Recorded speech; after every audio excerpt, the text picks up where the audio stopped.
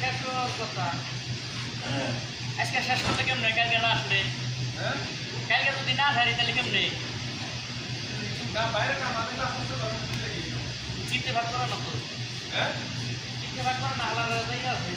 বইয়ের বাইরে কাজ না থাকলে কালকেও আসেন ওষুধ দেখি আছে কাম আছে, কাম থাকলে বসে থাকলে আপনি না ওটা যদি বলছেন দুদিন পরে তাই মেনে আমার যদি সইতে আছে, যদি বলছেন দুদিন পরে সমস্যা নেই, ঠিক আছে।